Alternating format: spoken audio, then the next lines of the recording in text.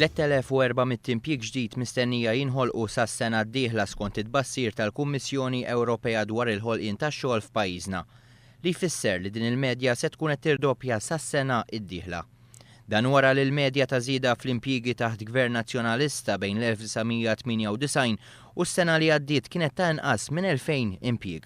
Għal dan il-Prim Ministru Joseph Muscat meta nhar it-tlieta fil-Parlament kienet wieġeb għal dak li qal il-kap tal-Oppożizzjoni Simon Busuttil.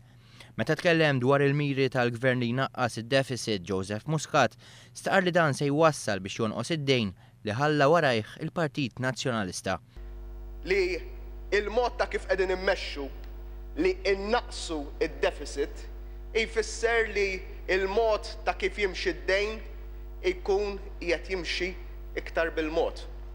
U dak id-dejn li semma l-bieraħ il-kap tal-Oppożizzjoni, ħabib tiegħi, huwa sempliċiment il-wirt li ħallejtulna intom.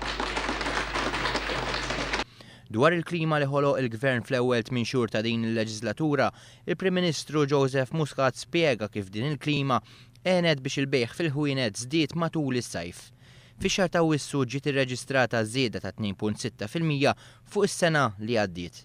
Il-Prim Ministru spjega kif il-poplu qed jifhem l-attitudni tal-Gvern li għandha ħsieb li tkompli toħloq il-ġid fil-pajjiż.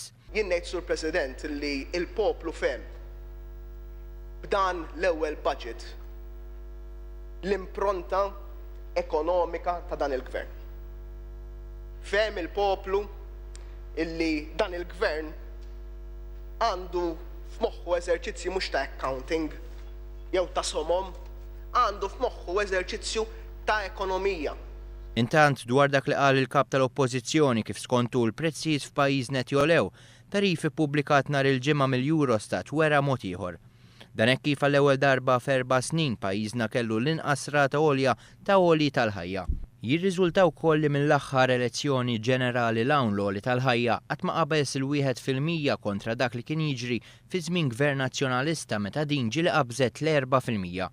Fost il-fatturi li fl-aħħar snin waslu għal żieda kbira fl-għoli ta' ħajja kienu l-kontijiet tad-dawl u l-ilma.